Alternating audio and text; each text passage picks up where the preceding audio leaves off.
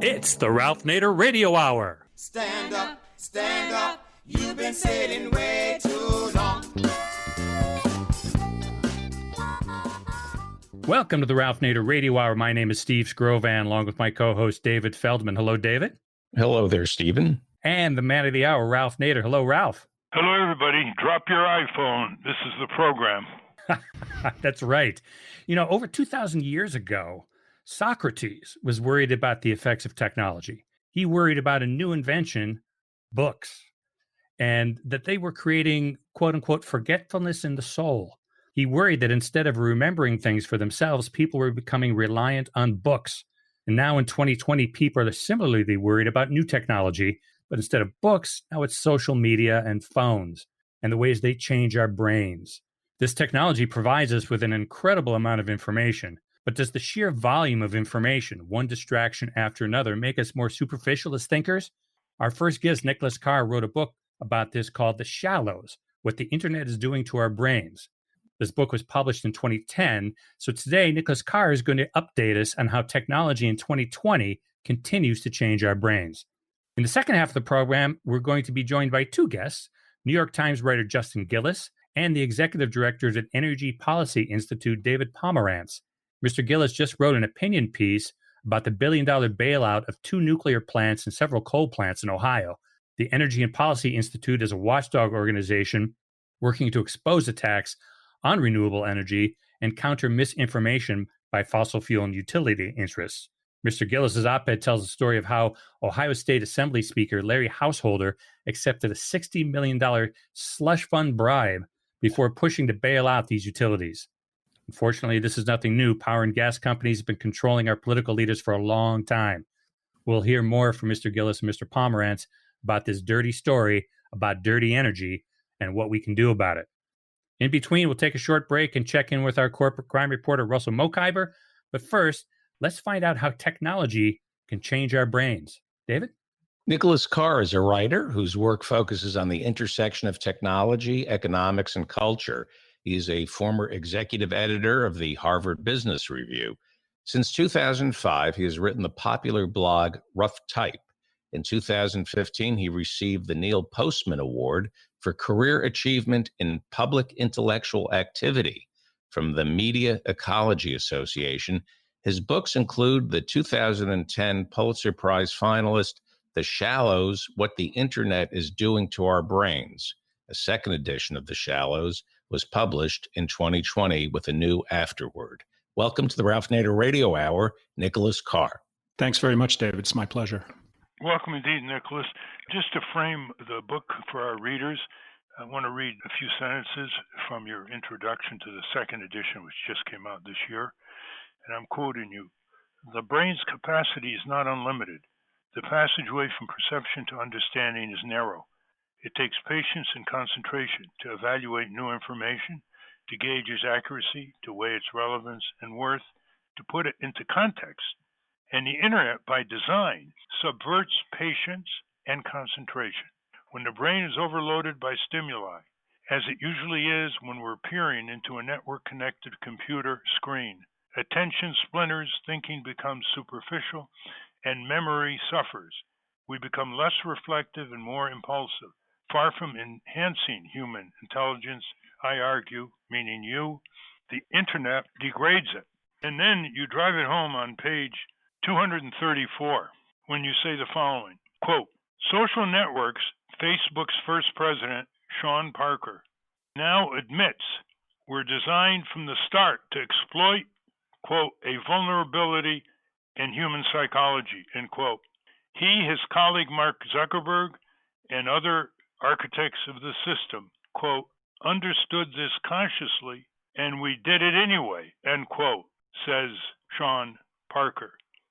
Given all that, and how the internet envelops, entwines, manipulates, and seduces youngsters, would you call the internet, as it now interacts with youngsters, child abuse? I don't think I'd go that far. I do think it has been designed to exploit people.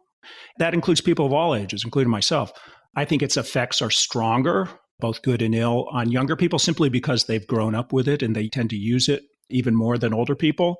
So I think it's designed to be exploitative. Whether that rises to the definition of child abuse, I would be wary of going that far. Let's have you define exploitative. And of course, we're talking about a gadget in a 9-year-old hand that bounces back and forth between social media and the child's minds hundreds of times a day. So the human mind has to learn how to pay attention. We're all animals. We all actually are very, very distractible. We've evolved to want to know everything that's going on around us, everything in the environment, because that helps keep us safe, keeps us protected. So we have to learn and practice the ability to pay attention. And I think what happens, particularly when you give a very young child a smartphone or even a computer and you allow them to spend a lot of time online, essentially they enter into a human-made environment that has no end to distractions, and in fact is very carefully designed to provide you with various alerts and notifications, new short bits of information to keep you coming back and coming back more and more often. Because what we know is that we love that kind of stimulus. And it's not that the Mark Zuckerbergs of the world, I think, necessarily understand the underlying neurobiology, but they have the ability to do all sorts of experiments, to track us all the time, to know exactly how we behave and respond to various stimuli. And they've optimized these systems so that we keep coming back for more and more and more. And as a result, I argue, and I think the evidence backs me up, that we begin to lose the ability to screen out distractions and interruptions and actually think with contemplativeness or reflectiveness or introspectiveness with anything that requires concentration and focus and attention. It's that kind of thinking that's being stolen from us. Given that a child spends anywhere from 7 to 11 hours a day watching the screen on the iPhone, how do you think that child's interaction with the child's siblings and parents is affected on a daily basis? I think it's definitely influenced very, very deeply, not only with the people around them, but with their friends. What we've seen, and to me, this is a very striking statistic that recently came out from, I think, the Pew Internet Center, big research house, that actually 2/3 of children now prefer to socialize with their friends through screens, through online media, rather than in person.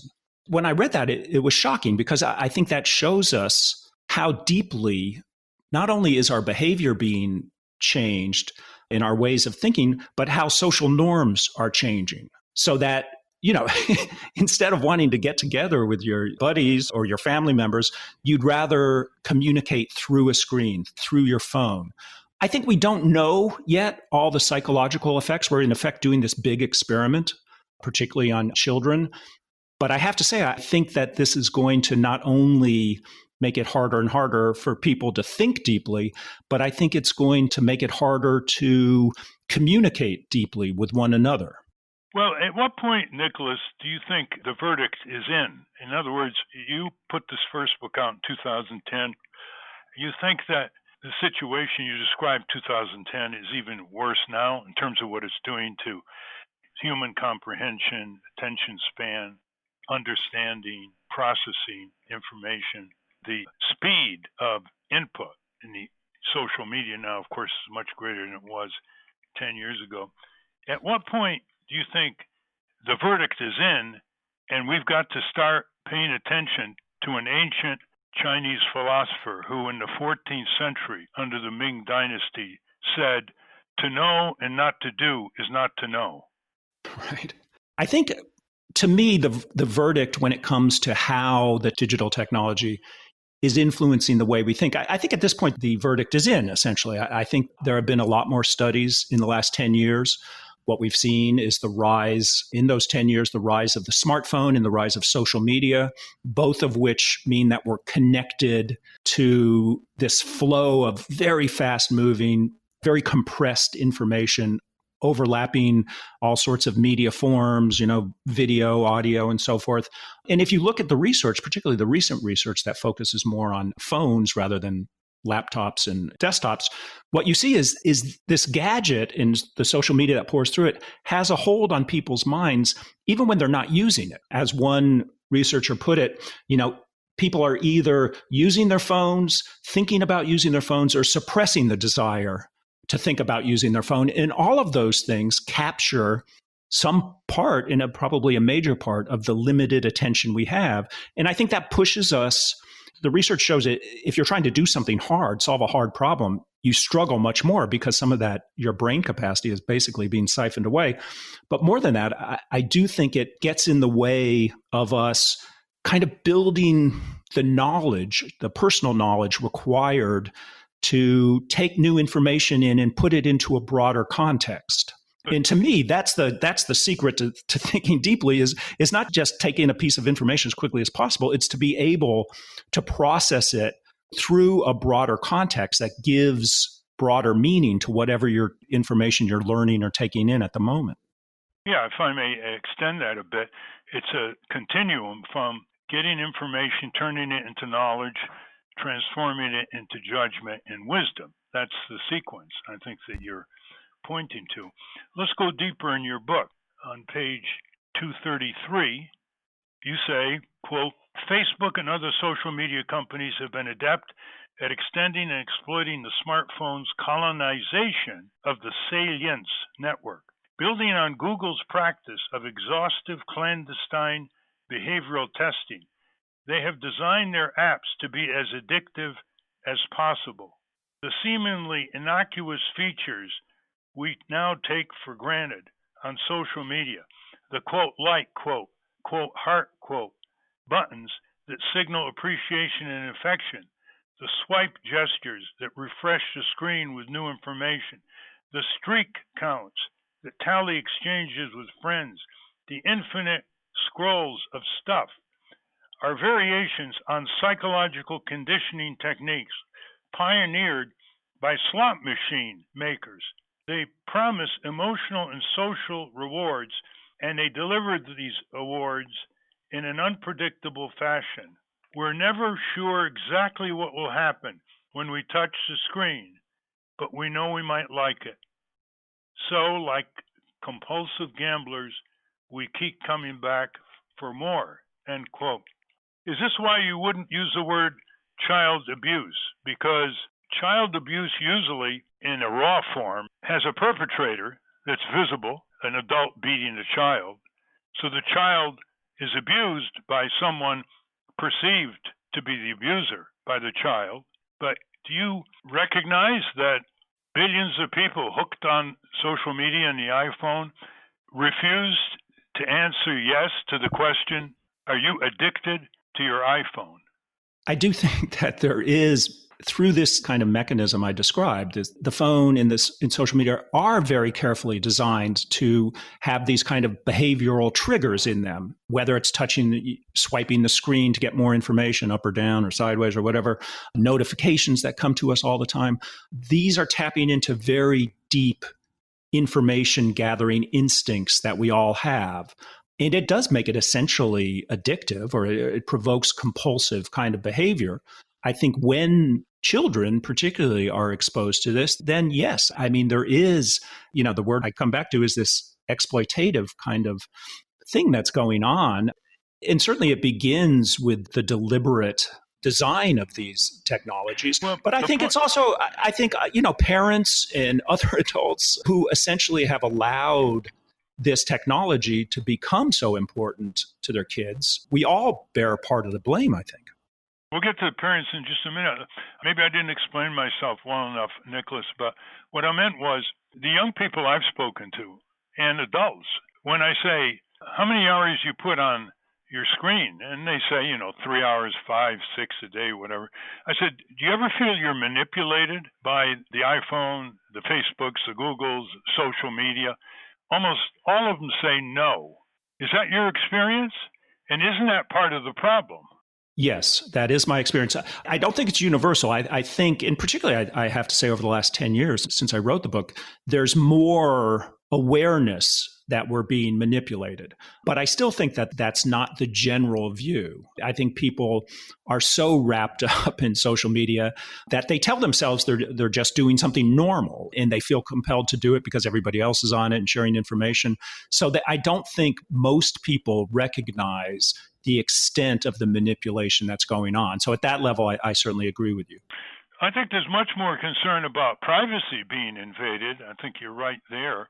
But in terms of manipulation, it's quite surprising. I mean, if you remember in our college days, we read Aldous Huxley's Brave New World in 1984. 1984 is like old soup. I mean, it's been exceeded. Orwell couldn't have envisioned what actually has happened. But I think Aldous Huxley hit the nail on the head, and you use the words, which is they're automating mind control. That they being the Facebooks and the Googles and Instagram and all the rest of them. The parents now are part of this internet generation more and more, so you can't say the parents didn't have this experience when they were young. Assume you're a parent. Would you prohibit your child up to what year from having an iPhone? Well, that's a question. It's funny in a kind of tragic way that this is a question that comes up, ever since I wrote the book 10 years ago, I've been out talking about it. And that's a question that I get all the time from parents. How old should kids be? And 10 years ago, when I started, it was people were saying, high school age, 14, 15. And then it went to 13, then say, well, is 12 okay? Is 9 okay? Is 8 okay? So the clear trend is pushing things ever earlier. And that comes from social pressure, because if your child, no matter what your concerns are, if all your child's friends are using their phones to socialize, then as a parent, you're in a very difficult position, because if you tell your kid you can't have the phone, then you're basically telling your kid you can't be part of the social group. And this is the tough spot that many parents of young children find themselves in. As for what I would suggest is, I think there are two things. One is, how old should a child be before they get a smartphone? I would say as old as possible, but I also recognize the pressures that are on parents and kids to socialize. So I don't want to understate how difficult a decision this is, but certainly I think parents need to set limits on their child's use of their phones and their computers and so forth and other screens, and make sure that even if the kid has a phone at an early age, that it's not with them all the time, and they're learning to do other things independent of digital technology and digital screens, because at least then they will develop, some of the learning skills and the attentional skills necessary to think deeply.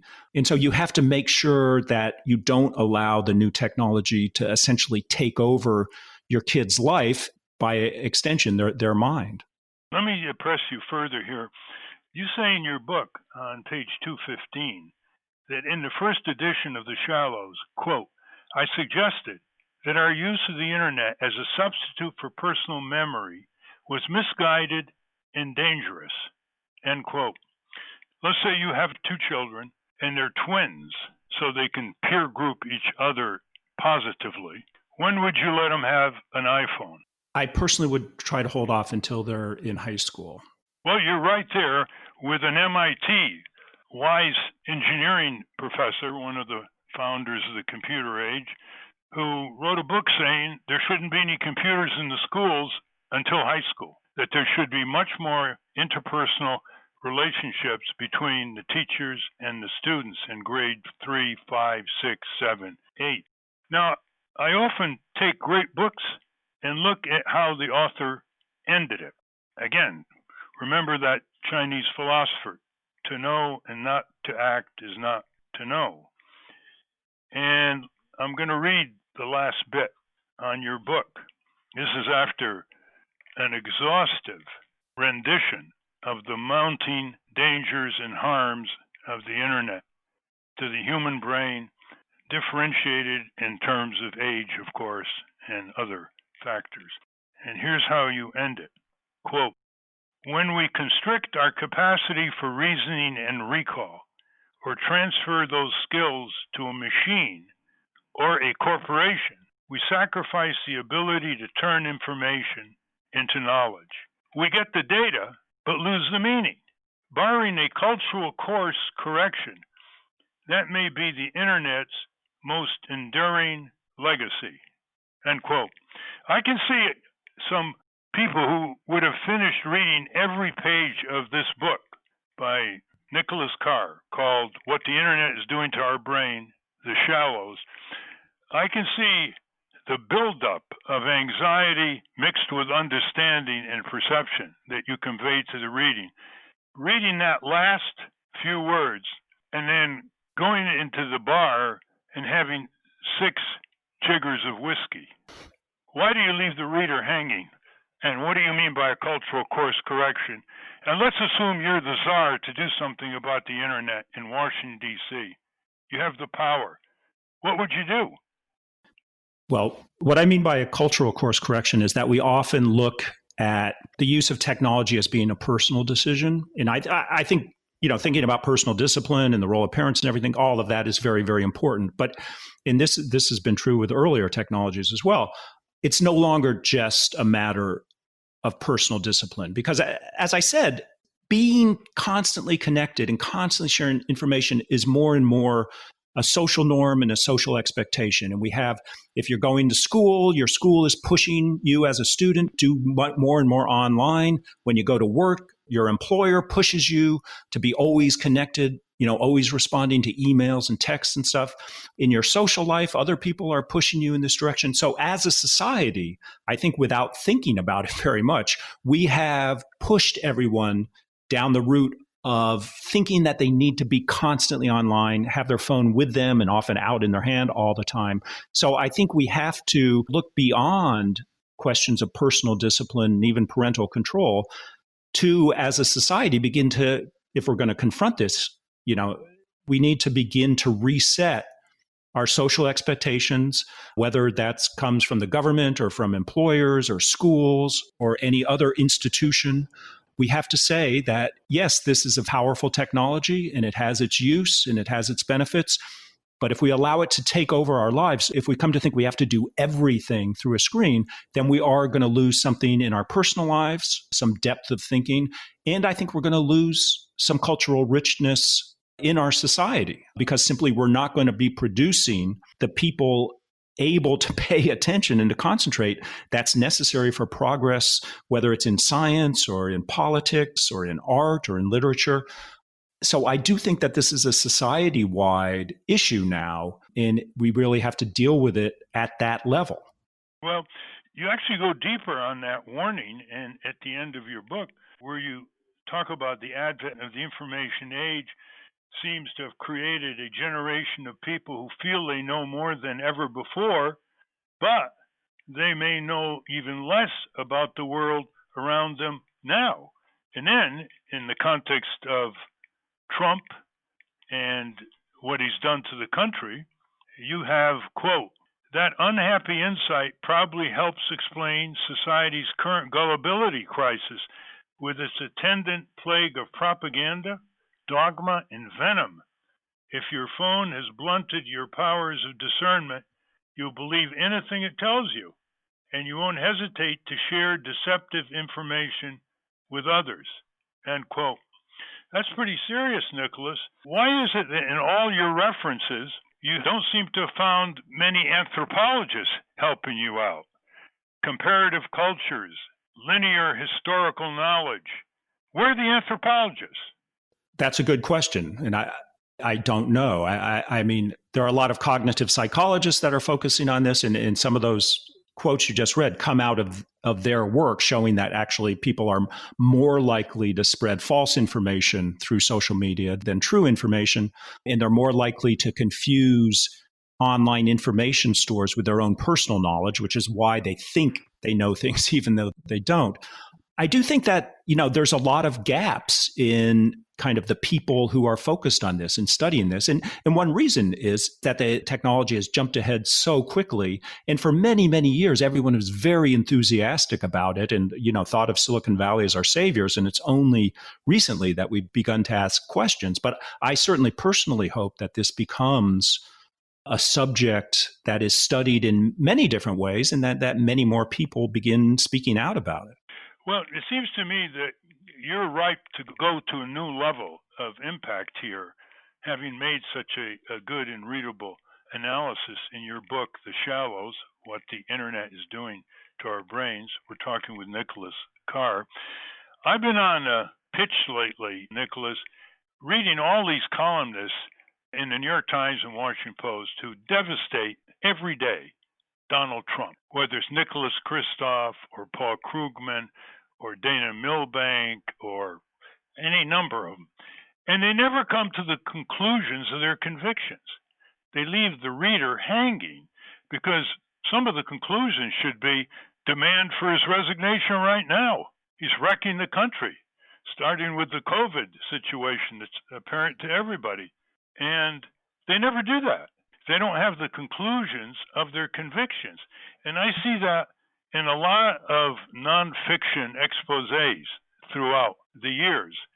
Can you explain that? Is that because it sort of reaches the effective limits of your knowledge, or you don't want to be viewed as pie in the sky by recommending certain reforms or certain measures? What's the situation here? I say this because it's quite possible that a lot of readers of your book can become very discouraged, depressed, and totally withdraw. Well, I hope not, but I see your point. And I have to say, and I think you'll you'll consider this a waffle, but as a writer, I find that my skill lies much more on the diagnosis side than the prescriptive side. And, maybe that's a flaw, maybe that's a shortcoming. I don't know. But what I find is that often the prescription, how do we solve the problem, is fairly straightforward. You change your behavior, you demand certain actions. So to me, that's easy to write.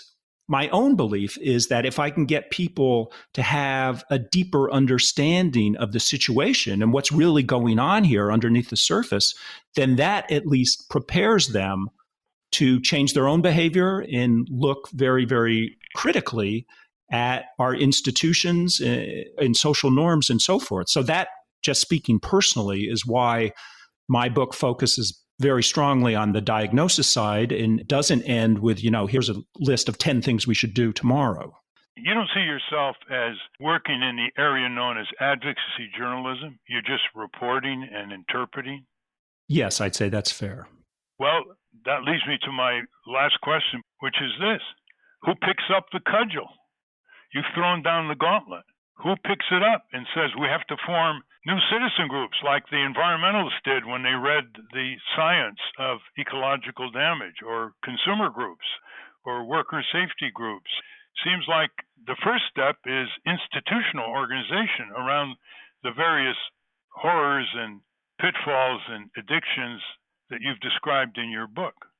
I think there's certainly a role for people like you who are advocates. And I have to say that, and this is particularly true in the last 5 years or so, there are groups who are forming. There are even groups of software programmers and technologists and Silicon Valley people who are forming to try to figure out better ways to design all of these things and to get people involved, to get parents involved, to spread information. I think there are signs that at least there are people, smart people, who are promoting solutions. Now, whether those solutions get adopted, I don't know, because, one of the facts is that one of the reasons people use the technology all the time is because they actually enjoy it. And it's very, very hard. It becomes very, very hard to break that kind of behavior. So to me, it still requires a lot of consciousness raising before you actually have the behavioral and political change. Well, it's taken Congress a long time before it starts incisive public hearings. The hearings the other day with the 4 profiteers of Silicon Valley, certainly remote hearings because of COVID, didn't go very deep. There's a lot of shouting, some good questions, but Congress is lagging terribly behind this technological revolution, or shall we call it a devolution. But I think that one thing you can look into is the contractual abuse of young children, because Facebook, among others, requires kids to click on fine print contracts that allow it to use the kids' information with abandon. And that is a contractual child abuse of a 10-year-old. Click on, they never see it, they don't understand the contract. This actually really does annoy me because all of these contracts, it strikes me, are bogus contracts that we enter into for all the reasons you said. Certainly kids particularly, but even all of us just click on these things. And basically we give these companies power, almost unlimited power. And then they even have the power to change the contract at kind of will.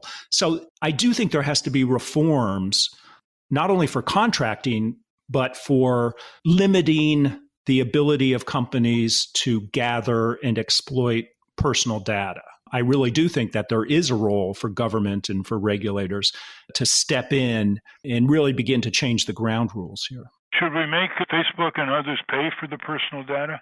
You can make them pay for the personal data, and that may be a good idea, but I think then you create another incentive for people to give them all their data.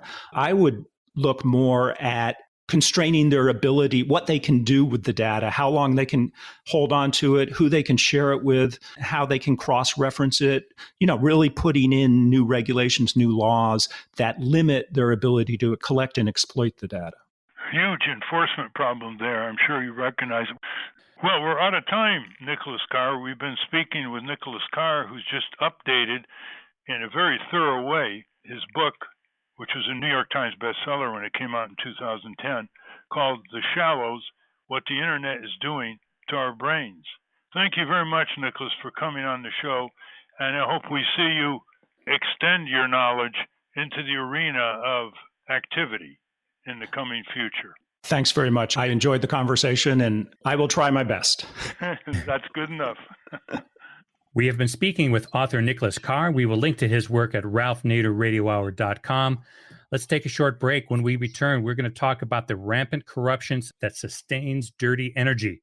But first, let's check in with our corporate crime reporter, Russell Mokhiber. From the National Press Building in Washington, D.C., this is your Corporate Crime Reporter Morning Minute for Friday, August 7, 2020. I'm Russell Mokhiber. AstraZeneca has been granted protection from future product liability claims related to its COVID-19 vaccine by most of the countries with which it has struck supply agreements. That's according to a report from Reuters. With 25 companies testing their vaccine candidates on humans and getting ready to immunize hundreds of millions of people once the products are shown to work, the question of who pays for any claims for damages in case of side effects has been a tricky point in supply negotiations. This is a unique situation where we as a company simply cannot take the risk if in 4 years the vaccine is showing side effects, said Ruud Dauber, a member of Astra's senior executive team. In the contracts we have in place, we are asking for indemnification. For the Corporate Crime Reporter, I'm Russell Mokhiber. Thank you, Russell. Welcome back to the Ralph Nader Radio Hour. I'm Steve Scrovan, along with David Feldman and Ralph. Coal and nuclear plants can't compete with natural gas plants and wind and solar farms anymore. This sounds like great news for the environment. But unfortunately, electric and gas companies have big investments in dirty energy and are not going to give up without a fight. Today, we are joined by two guests who will tell us more about what we can do. David? Justin Gillis is a contributing opinion writer for the New York Times. He is a consultant and author working on a book about how to solve global warming. Mr. Gillis is the author of a Times series called Temperature Rising that updated readers on major developments in climate science. He is also the author of a series published in 2014 called The Big Fix that critically examined proposed solutions to climate change. And David Pomerantz is a former reporter and the executive director of the Energy and Policy Institute. Prior to that job, Mr. Pomerantz spent 8 years working with Greenpeace to move the electric sector away from fossil fuels and towards renewable energy. He also helped lead Greenpeace's work on coal-related issues in 2010 and 2011, and worked with communities in Ohio and New England in 2008 and 2009 to push members of Congress to support climate change and toxic chemical legislation. Welcome to the Ralph Nader Radio Hour, Justin Gillis and David Pomerantz. Thank you. Thanks for having me. Welcome indeed, Justin, David. Justin, you put out a very powerful op-ed in the New York Times on Monday called When Utility Money Talks. And I just want to read a short paragraph, because after discussing the Illinois and Ohio situations, which we'll talk about, you say, quote, "Taken together, these and other cases demonstrate that too many power and gas companies have sought to exercise undue influence over the governments that nominally control them. Utilities spend lavishly on campaign contributions, dinners, hunting trips for politicians, and more. They set up fake citizen groups to support their undertakings. and they have been known to ply nonprofits, community organizations with donations to take public stances that favor the utility and against the real interests of the people these organizations ostensibly represent. End quote. Finally, the enforcement authorities in Illinois and Ohio have swung into action. Justin, can you describe the enormity of what they're uncovering? Yeah, these are two fairly different cases, I think, in a legal sense, but in the sense of the public interest, they sort of lead you the same place in a certain respect. In Ohio, you have an indictment by the U.S. Attorney of the Speaker, well, now former Speaker of the Ohio House of Representatives, and I believe 4 other people plus one corporation. Correct me if I'm wrong on that, David. And in that case, the authorities are essentially alleging that the Speaker, Larry Householder, got his job by creating or operating a slush fund into which more than $60 million flowed. So that's 60 million, which is a lot of money in any state's politics. And that slush fund he used to support his allies who were, in their campaigns in the 2018 cycle, I believe, and also to protect them once this controversy started that we're going to talk about. So he basically, with money under the table from the utility company, First Energy, and its affiliates, he takes over the job and then passes a huge bailout for their nuclear plants. And there were also some coal plants sort of thrown into the mix, operated by a different organization. And so he's been indicted along with his associates on a racketeering charge, essentially. No charges yet against the utility and its employees, although one of their consultants, I believe, or lobbyists has been indicted. So that's turned into a massive scandal in Ohio. He refused to resign, so he's just been voted out of office by a 90-0 vote of the House of Representatives. The governor there has called on the Ohio legislature to repeal that big bailout that they passed at his behest for the coal and nuclear plant. So that's the Ohio case. In Illinois, we have a different situation where the authorities have essentially agreed not to prosecute the power company there, Commonwealth Edison, if it would come into court and admit to wrongdoing, which it has now done, and has paid a $200 million fine, so they don't get prosecuted if they continue to cooperate with the FBI and so on. They paid a fine and admitted to bribing public officials in Illinois.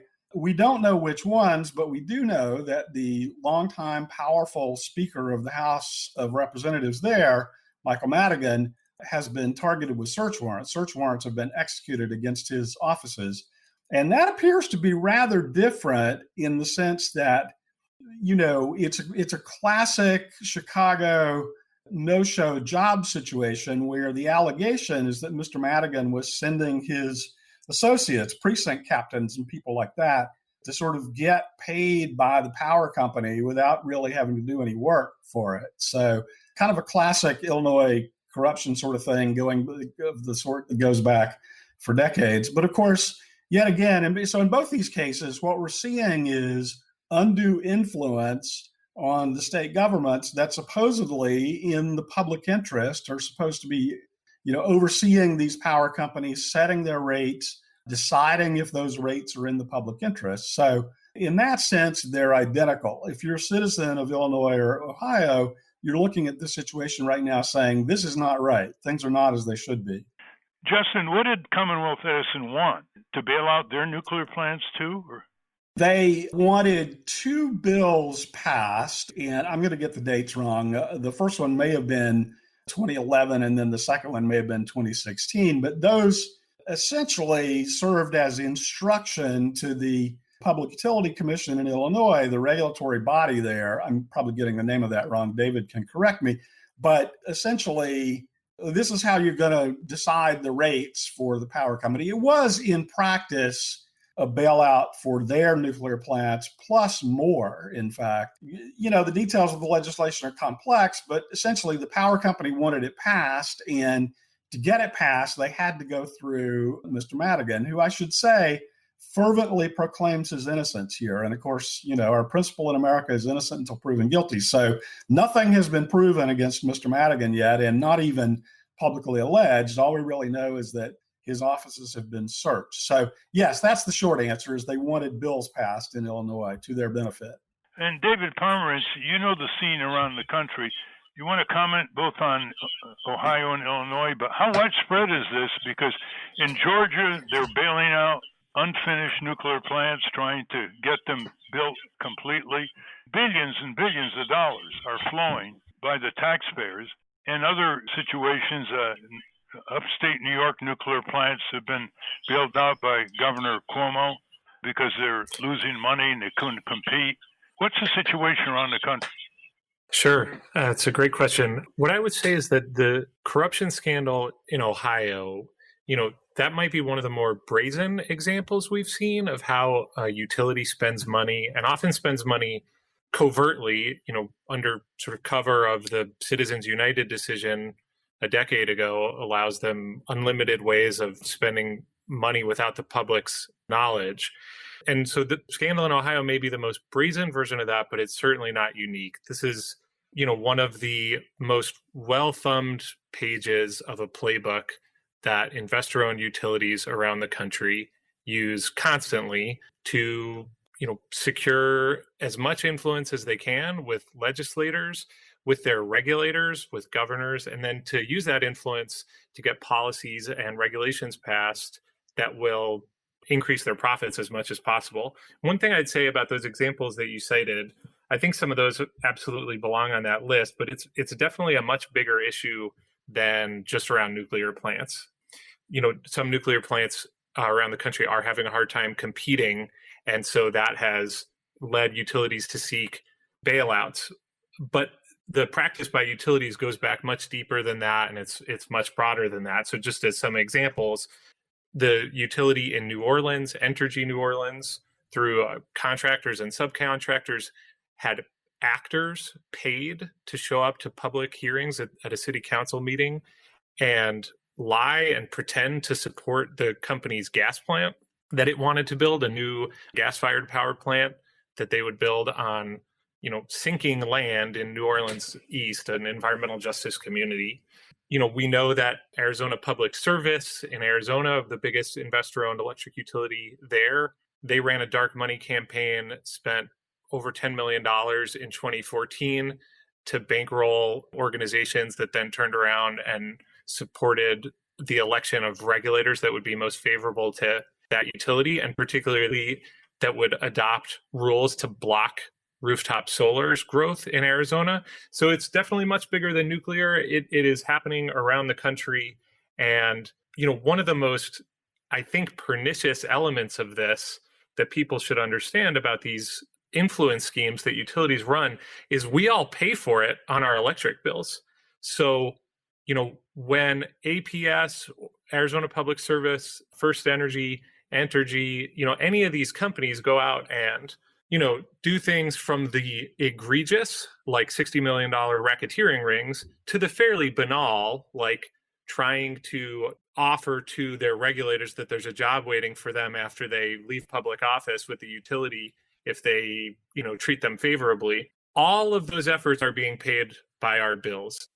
These are monopolies. Electricity is a basic, necessary service for everyone in America at this point. You can't opt without it. And if you don't like what your utility is doing politically, you have no choice to go to another utility. So we're essentially being taxed some small number of pennies on our electric bill, and our gas bills every month are going to pay for the lobbyists and the campaign contributions and the schemes that these companies are running to essentially undermine our democracy in the name of their own profits.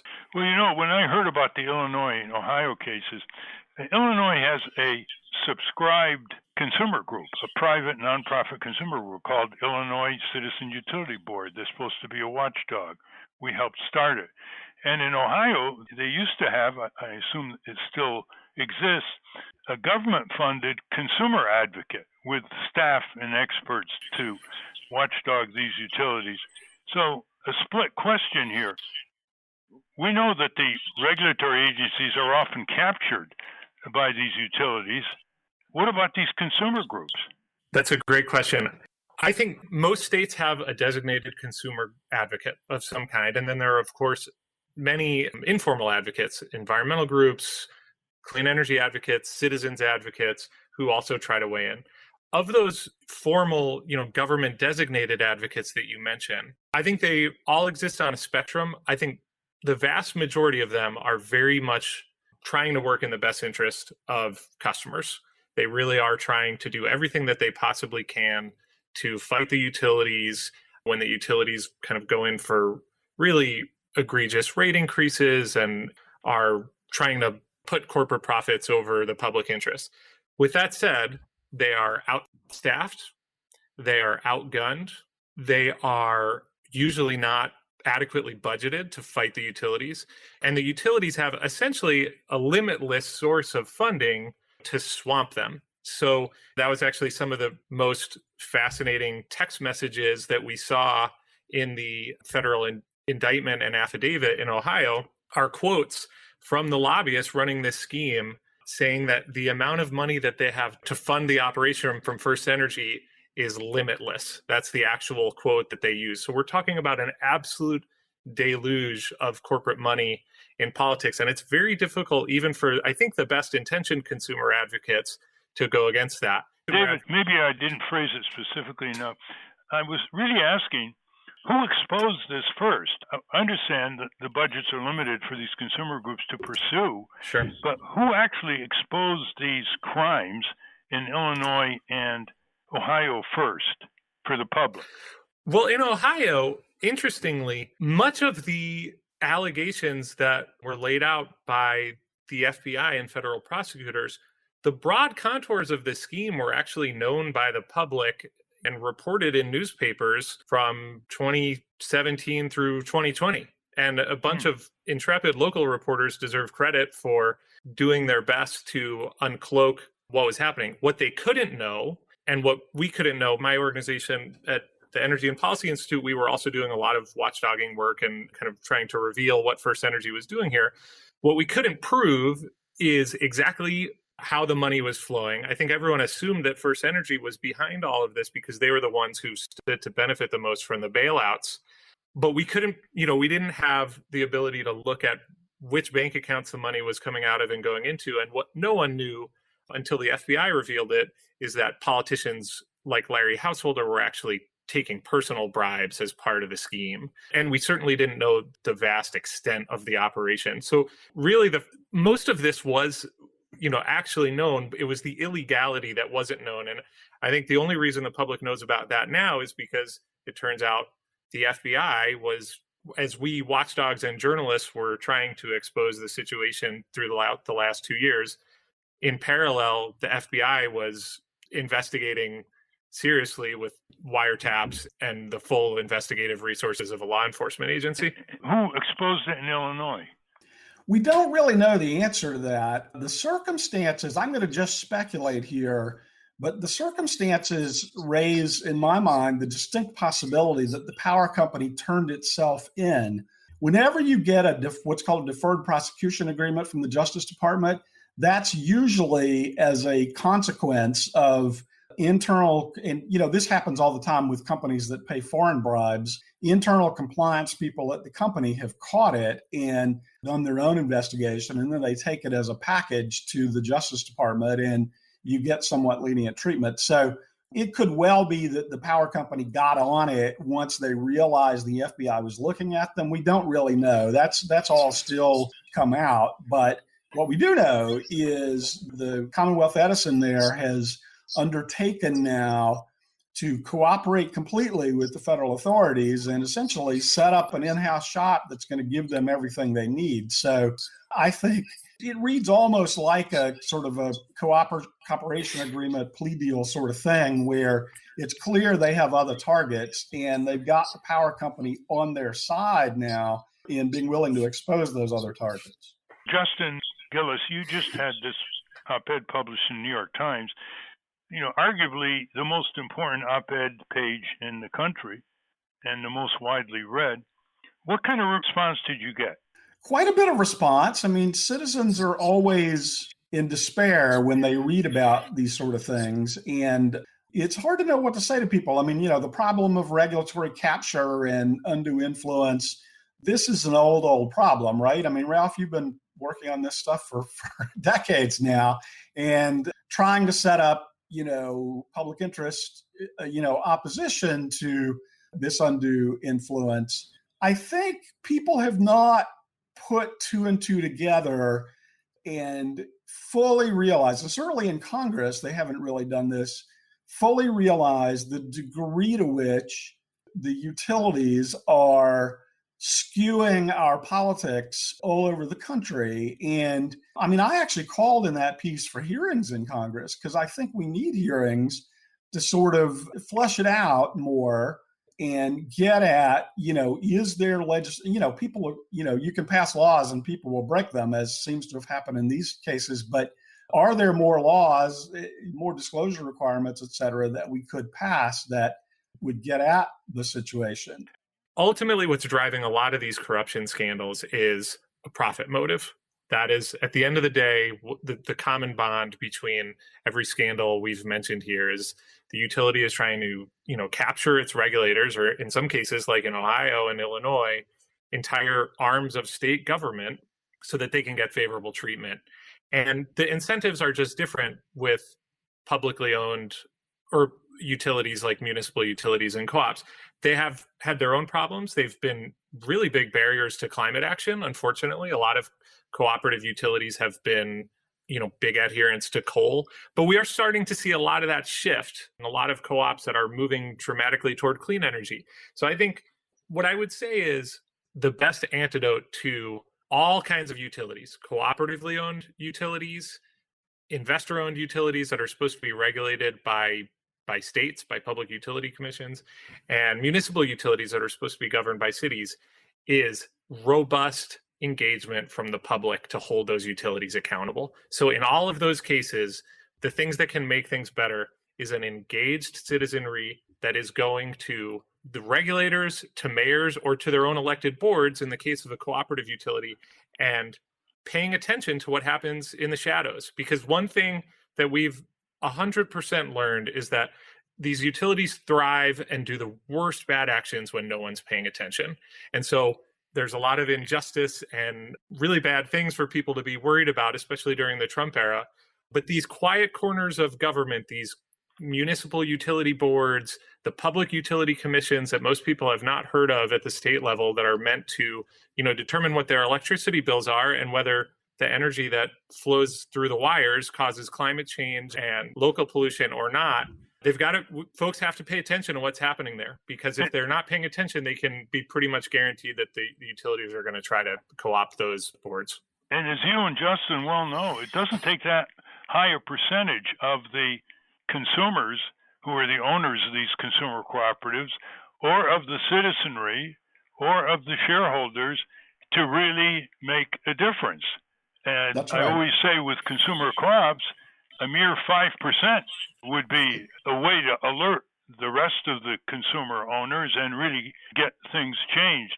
The saying that I like to circulate is, if consumers don't demand a say, they'll pay, and pay. Ralph, there is a magic reform here that would really improve this situation. California is the model, but every state in the country ought to be adopting this reform, and every citizens groups in every state ought to be pushing for it. And that is, and David can probably explain it better than I can, but that is a compensation system for people who come in front of the state utility board and advocate in the public interest. So if you're an environmental group or a consumer group in California, you can get your group qualified. There is a procedure, but you can get your group qualified, and then you get refunded. And this is, of course, ultimately coming from electricity bills as well. But instead of all the advocacy money being on the side of the power company or the gas company, a little tiny sliver of it goes over to the side of arguing the public interest. So these groups get compensated for their advocacy, which means, they can hire lawyers, they can hire consultants, they can check the utility company's math and all that sort of thing. And it really makes a difference in terms of the sort of quality of the arguments and the quality of public representation. I wish we could get that one thing passed across the country, and I think it would make a significant difference. I couldn't agree with you more, because when we got Proposition 103 to regulate the auto insurance industry in California in 1988, there was a provision that people voted into office where the consumer advocates in succeeding years challenging these auto insurers were actually reimbursed the same way you just described. So Right. That's very true. Well, we're out of time. I want to thank Justin Gillis and David Pomerantz for striving constantly to inform people about not just the economic effects of these giant monopoly utility companies that are weakly regulated, but the impact on the kind of energy they want to preserve, the impact on climate disruption, the impact on land use, the impact on not being ready for emergencies like the electricity blackout on the East Coast. So how would people reach your group? Can you give your website, David? Yes, of course. It's energyandpolicy.org, all one word. Well, thank you very much, Justin and David. Keep up the good work. Thank you again. Thank you, Ralph. Thank you so much. We've been speaking with New York Times opinion piece writer Justin Gillis and David Pomerantz of the Energy Policy Institute. We will link to their work at ralphnaderradiohour.com. I want to thank all of our guests again, Nicholas Carr, Justin Gillis, and David Pomerantz. For those of you listening on the radio, that's our show. For you podcast listeners, stay tuned for some bonus material we call the Wrap-Up. A transcript of the show will appear on the Ralph Nader Radio Hour website soon after the episode is posted. Subscribe to us on our Ralph Nader Radio Hour YouTube channel. And for Ralph's weekly column, it's free. Go to nader.org. For more from Russell Mokhiber, go to corporatecrimereporter.com. The producers of the Ralph Nader Radio Hour are Jimmy Lee Wirt and Matthew Marin. Our executive producer is Alan Minsky. Our theme music, Stand Up, Rise Up, was written and performed by Kemp Harris. Our proofreader is Elizabeth Solomon. Our intern is Michaela Squire. Join us next week on the Ralph Nader Radio Hour when we welcome Kyle Pope of Columbia Journalism Review to talk about climate change. Thank you, Ralph. Thank you, everybody. And listeners, try to get more radio stations to pick up our program. It's spontaneous, unrehearsed, and we're all volunteers. Hi, this is Jimmy Lee Wirt, producer of the Ralph Nader Radio Hour, and welcome to the Wrap-Up. First, we continue our conversation with Nicholas Carr.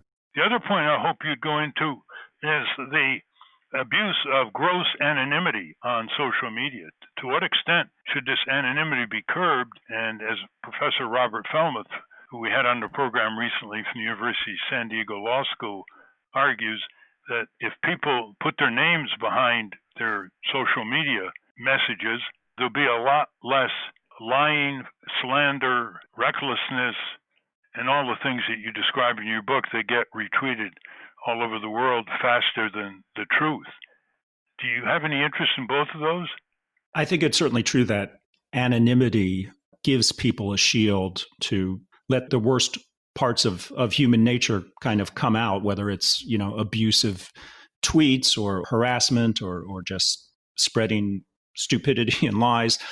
And so I would generally say that it was a mistake to allow anonymity. I have to say that there is a counter argument that there are a lot of sincere people who aren't comfortable for many different reasons, and depending on where they live or who they are, who fear reprisals if they speak, if they speak under their true identity. And so you will, if you demand an end to anonymity, you will cut off some of those people's access to media. So there is a trade-off, but I think on balance, anonymity has not worked, and it's pretty clear that it has not worked. One personal question. How much time do you spend a day on screens?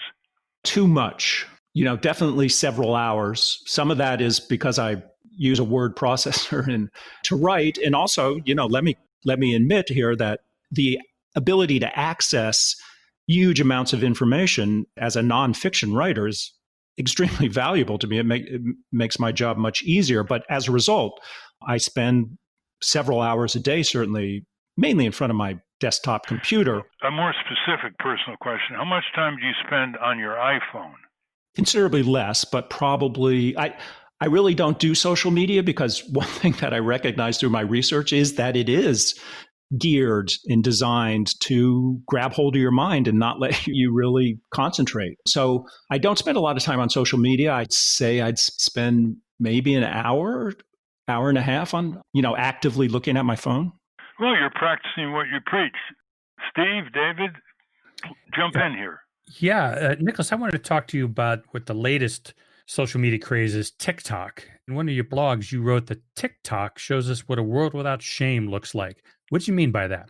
TikTok, in some ways, to me, TikTok is kind of a quintessential social medium because what it does, social media has always relied on users to create the valuable content that then flows through the medium, and then the companies put advertising on it and make money. But it's all free, essentially free content that is produced by us, by people. And I think what TikTok has been very good at is encouraging people to shoot these short videos because it provides all sorts of rewards and tools to get everyone to produce these videos. And in the videos, if you spend any time looking at TikTok, require people to essentially be shameless, to kind of behave in such a way, self-promotion and very kind of vanity and all the things that in the past people would have felt some sense of shame to be doing these things in public. So to me, social media in general, but TikTok in particular, in figuring out how do we get people to produce for free content that other people will be galvanized by, they've realized that you have to get rid of the shame instinct to get that kind of content flowing in the kind of volume you need. And imagine this comes from a country inheriting Confucian wisdom and modesty. Anyway, David? I was wondering what your thoughts were about video games and multitasking, because it seems that a lot of young people have rewired their brains so that they can, in fact, play a video game while listening to a lecture, listening to a podcast. They watch television while also corresponding with their friends on Facebook. Could an argument be made that their brains are being rewired to be more productive? I don't think so.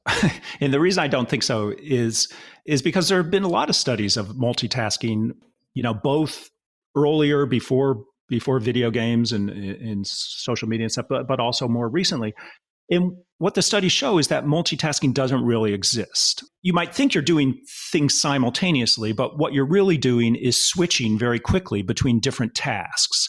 And that incurs, and this is pretty clear in the research, that incurs what scientists call switching costs. You have to, even though this is happening very fast, you have to kind of reshift your attention from one thing to another, from what's going on in the screen if you're playing a video game to the whatever you're studying for school or texting your friends.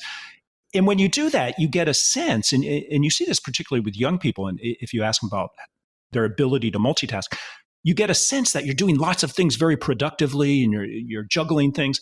But actually, if you look at the outcomes of all those things, you very quickly see that people are sub-optimizing their ability to do things well. So you're doing many, many things, but you're doing them more poorly than you would have done if you had focused sequentially on one thing and then the next and then the next thing. Even when you're demonstrated by studies on auto safety on the highway, multitasking. You're right. That's why there are bans on using the telephone while you're driving in some states. But even when you're using muscle memory for leisure, in other words, playing a video game which isn't important, and you're using muscle memory, don't you think also listening to something, listening to a podcast, don't you think when I was growing up, we would call it vegging. We would vegetate in front of the television and just be glued to garbage television.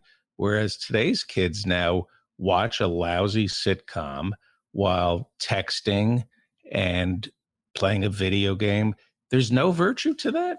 And I think, look, I'm not against having fun or spending some time goofing off. I think there's room for all sorts of ways of behavior, including quote unquote multitasking and exchanging, silly videos with your friends. I mean, I think that's fine. Where it becomes a problem is when we don't allow ourselves to behave and think in different ways because we find this juggling of information so compelling that we neither learn nor practice other modes of thinking that require attention, contemplativeness, reflection, and so forth. So I think it's not that these things are, video games are horrible or anything. I'm not arguing that. It's that they have a tendency, and you can see this when you look at how people spend their time today, they have a tendency to crowd out opportunities for other forms, and I believe deeper forms of thinking. And now Ralph talks more to David Pomerantz and Justin Gillis about utility corruption.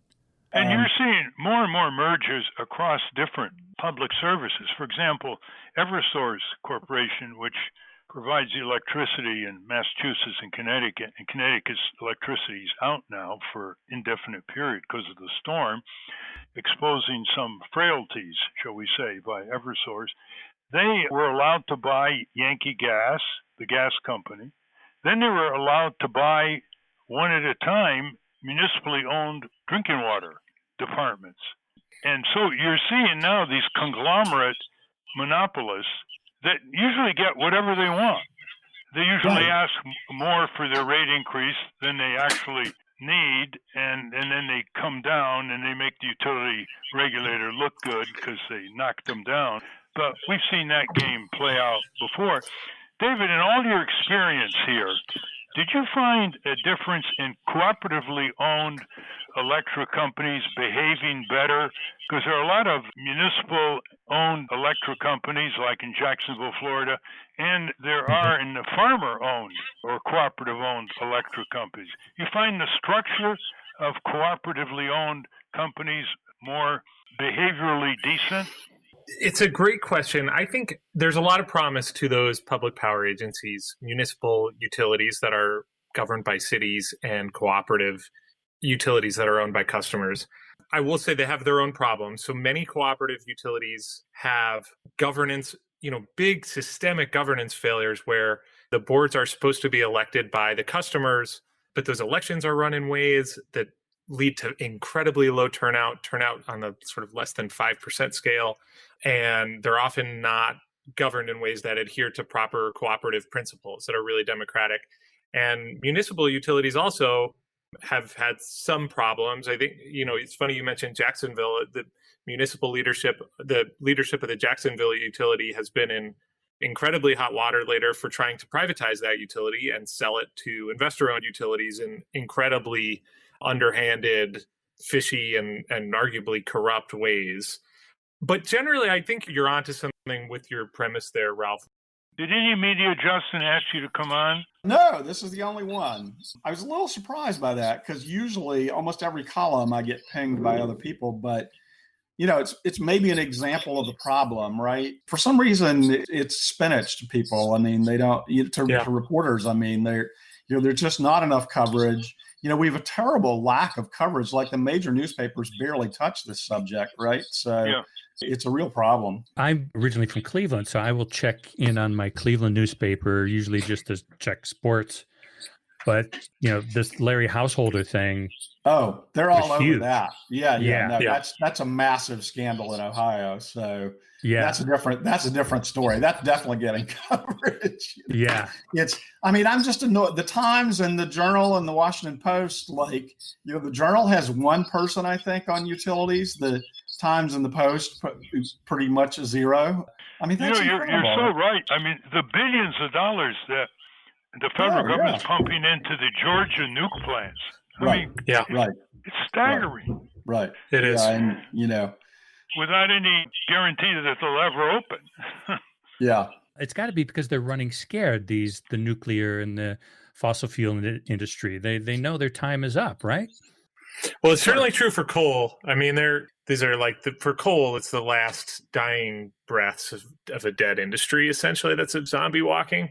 The gas stuff is a lot trickier. They're still alive and kicking. And if we can stop some of these new gas pipelines and plants and proposals, I think we'll head it all off. But it's all similar. I mean, they're all trying to get stuff through in this kind of, I think, last moments where they feel like they can sneak it by, and soon the economics of the clean stuff are just so overwhelmingly better that like they kind of know, I think they have a short shelf life where they can really use the political tricks to get this stuff through.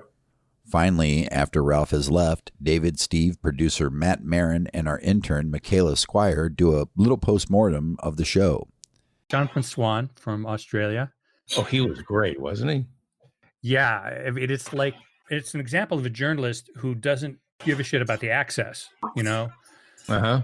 So all of these other reporters have to sort of, you know, indulge him to a certain extent because they want to have him back. And this is a guy, you know, he's from Australia, and this is probably, you know, once in a lifetime. So he's going to kind of furrow his brow and say, but well, why can't you do that?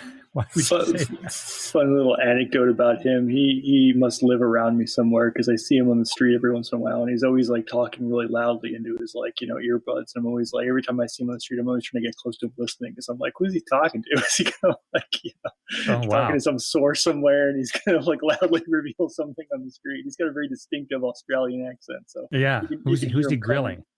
Yeah, who's he talking to now? But the Trump response, it was so much like, you know, all of what Trump does is he's like the guy who didn't do the assignment, and he's going to just fake his way through the oral presentation. Some of the folks who pointed out, I mean, you know, it's amazing it's taken 4 years that the simple, like, you know, kryptonite to his interviews is just asking a follow-up question. What do you mean by that? You know, can you explain further? Like, yeah. I saw clips of it. Is it worth watching the whole thing? I haven't watched it. I've been meaning to watch the whole thing. I've seen it in clips. I don't know how long it was. I've just seen the clips of it too, but I've seen about a half a dozen different clips. It's about 40 minutes. It's on it's on HBO, but they were nice enough to put the whole thing up on YouTube so you can watch the whole thing. It's got to be tough to listen to.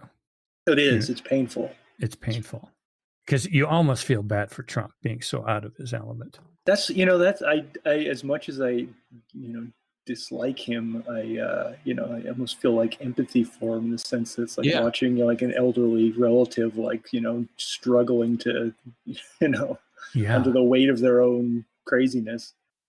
Hey, Michaela, I want to ask you about what he said about TikTok, Nicholas Carr. Did that resonate at all with you? What do you think about that? Yeah, the world without shame. Yeah. Yeah, I thought that he really had the idea that it seemed like he really thought that it was a problem that people are making these displays or being more open about these things that used to be like in the private sphere. I don't know. I just don't see it as maybe being as negative. Because you do TikTok videos yourself, right? Yeah, no, I also think that a lot of what we've gained from things like TikTok and YouTube is kind of, you know, being able to see a lot more different kinds and groups of people around the country, and like their different opinions about things, and, you know, little small elements of how they live their lives. I guess like visibility. Yeah, I feel like it sort of in social media is an element of this too. It sort of cuts out that sort of mystique behind, you know, sort of famous people or celebrities or something, where you sort of see, oh, okay, like, you know, they're sort of just a normal person. Mm-hmm. For better or worse. I mean, sometimes you can learn, oh man, like, you know, Sean Penn's kind of crazy. Yeah. And there's a lot of TikTok that has like incredibly progressive views and platforms that is like educating people about different elements of politics. It's like so many videos, you know, are getting like reshared of things that, you know, especially like AOC says, and, you know, it's like people talking about disability rights. I don't know, just so many things that are important that people can learn about on those platforms. And people who, like, you know, in another circumstance would never get a platform, you know. Somebody can make a video that will go incredibly viral, and they would have never been able to get, like, you know, a clip of them talking for 20 seconds on the evening news by any other method, you know. It's interesting. Yeah, there's no gatekeepers. Yeah. Again, it has benefits and negatives. You know, sometimes the lack of gatekeepers is terrible, but, you know, it works both ways. Yeah. All right, interesting. Oh, I got to level 6 on Pac-Man. David, were you distracted? Did you not hear a word that they said? I was multitasking. But didn't you just hear that you can't multitask? That's an illusion? It's all ineffective. Yeah. I'm with you, David. I'm and quite send. efficient at multitasking as far Yeah. as those things. Yeah, I I think actually thought more. that I struggle with the problem of turning off my computer, turning off my television, and reading a book. There's no question that I personally have a problem focusing on a book because I'm so afraid of missing out on the latest Trump scandal. That being said, our brains are being wired, some of it for the better. I think it's part of evolution. I was thinking as you were asking him the questions about, playing a game, sort of, the way I kind of view it is, to take out the technology side of it. It's like you're flipping around a Rubik's Cube or something, or you're listening to a podcast or a radio show. You're using different parts of your brain at the same time. And I don't think people would think of like a Rubik's Cube as, oh, you're like somehow distracted. It's, it's muscle memory. You're just sort of, operating two parts of your brain to, When I worked in Russia for a couple of months on the Russian version of Everybody Loves Raymond. That's your cover story. Go ahead. Cover story. And we were hacking Raymond. And I had a translator in the writer's room. And he would translate all my English into Russian and then all the responses in Russian back to me in English, all the while he was playing a video game. So he had his head buried in this video game. And he was doing that and without missing a beat. And he had to work harder than any of us because he had to carry both sides of a conversation. I could say something, stop and listen and wait for the translation. And the Russians could do the same thing. But this Ivan, my translator, he was always engaged because he was saying to me what they were saying to me and telling them what I was saying to them. And it was some left brain, right brain thing where he could also do that while just playing this video game. Yeah, I definitely feel it's, it's a cliche, but there's good with the bad. And my children, I watch my son and daughter watching television. Yeah. They do other things. You don't need to be glued to a movie to understand it. But it depends. Those things cannot be equal, I think, in status. In other words, I have found is I cannot do things of equal import or equal brain or using the same part of my brain at the same time. I will just not hear it. For instance, sometimes when I'm editing this show, I'm looking for a cut point. So I'm listening to the show, which I've heard before, but then I'll play some words with friends because I know, and I'll realize, oh, wait a minute. I haven't heard anything yet. I got to go back. Mm-hmm. So let me ask you a question. You're a screenwriter. Yeah. In my mind, in terms of just literary virtue, a play is better than a screenplay. It's more dense. The language is what moves a play. In a screenplay, they tell you, don't tell, show. It's the images. Yeah. It's the images. If a new generation is no longer hanging on every frame of a movie, is it going to go towards telling, not showing? You mean toward the dialogue is more important in a play because the visual. Will we see a supremacy of dialogue over imagery in movies? And would that necessarily be the worst thing? Well, no, if you watch a lot of early movies, talkies I'm talking about, a lot of them look like plays, those old black and white movies. Well, they were plays, basically. A lot of them were plays. If they weren't already plays, they were written by playwrights. And so they're very talky. And then it sort of evolved to become more visual. But then, you see a movie from last year, The Two Popes, is a very talky film. I thought it probably was this had to be a play and then turned into a film, but it wasn't. It's a screenplay, and the premium was on what these two cardinals, this Pope and this cardinal, were saying to each other. So it read like a play, but it was still engaging and still very good. So It depends on what the subject matter is and how it's dealt with, but it can go either way. Yeah. And here's a great joke that I just came up with. Sounds like we've gone from playwrights to play wrongs. Play wrongs. Oh, wow. I didn't think you were you completely surprised me with that. Okay. And that's a wrap. Join us next week on the Ralph Nader Radio Hour. Until next time. Stand up, you've been sitting ready.